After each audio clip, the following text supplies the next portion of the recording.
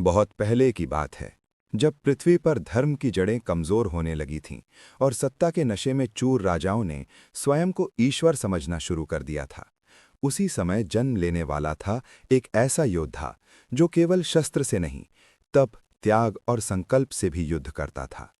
परशुराम। इस कथा की शुरुआत होती है महातपस्वी ऋषि ऋच्चीक और सत्यवती से। संतान प्राप्ति के लिए ऋच्चीक ने यज्ञ किया। यज्ञ की पूर्णाहुति के बाद दो दिव्य प्रसाद तैयार किए गए। एक ऐसा प्रसाद जो ब्राह्मण तेज से परिपूर्ण संतान देने वाला था, और दूसरा ऐसा जो क्षत्रिय वीरता से भर देने वाला था। पर मानव मन की शंका ने हस्तक्षेप किया। रानी को भय हुआ कि श्रेष्ठ प्रसाद सत्यवती को दिया गया है। इसी संदेह में दोनों प्रसाद बदल दिए गए। सत्यवती ने क्षत्रिय गुण वाला प्रसाद ग्रहण कर लिया और रानी ने ब्राह्मण प्रसाद। जब ऋषि ऋच्चीक को यह सत्य ज्ञात हुआ, उन्होंने गंभीर स्वर में कहा, अब विधि का विधान बदला नहीं जा सकता।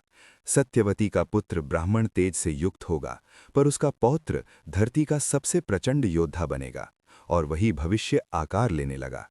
नर्मदा तट पर स्थित महर्षि जमदग्नि के आश्रम में वहीं जन्म हुआ एक बालक का, राम, जो आगे चलकर संसार में जाने गए परशुराम। उनकी रगों में ब्रह्म तेज की शांति भी थी और क्षत्रिय पराक्रम की अग्नि भी। बाल्यकाल से ही अस्त्र और शास्त्र दोनों में निपुणता दिखने लगी, पर उनके हृदय की चाह केवल युद्ध नहीं थी, वो तप था। उन्होंने हिमालय की यात्रा की और भगवान शिव की घोर तपस्या शुरू की। ओम नमः शिवाय। दिन, महीने, वर्ष, अंततः शिव प्रसन्न हुए। उन्होंने राम को प्रदान किया दिव्य फरसा, और उसी क्षण राम बने परशुराम। पर पहला धर्म संघर्ष उनके अपने घर में प्रतीक्षा कर रहा था। एक दिन माता रेणुका क्षण भर के लिए चित्त विचलित कर बैठी। महर्षि जमदग्नि ने इसे पतिव्रत धर्म का उल्लंघन माना। कठोर स्वर में उन्होंने आदेश दिया, परशुराम, माता का वध करो। धर्म और भावना आमने सामने थे, एक ओर माँ, दूसरी ओर गुरु और धर्म। पर परशुराम ने धर्म को चुना।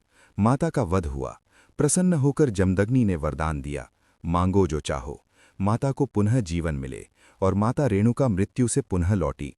पर त्याग की वो अग्नि परशुराम की आत्मा में सदैव के लिए जल चुकी थी।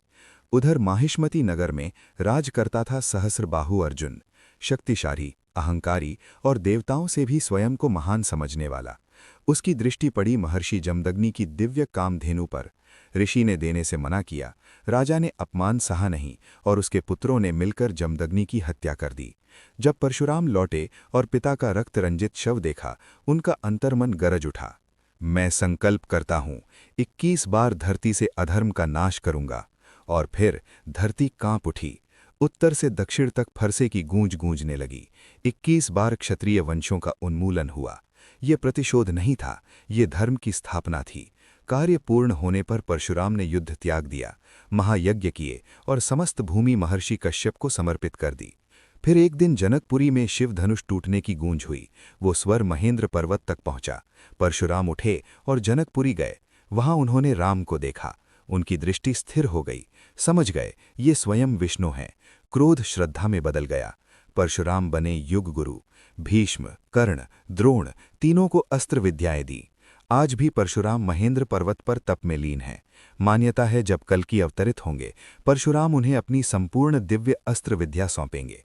परशुराम की कथा समाप्त नहीं हुई, वो केवल अगली पुकार की प्रतीक्षा कर रही है।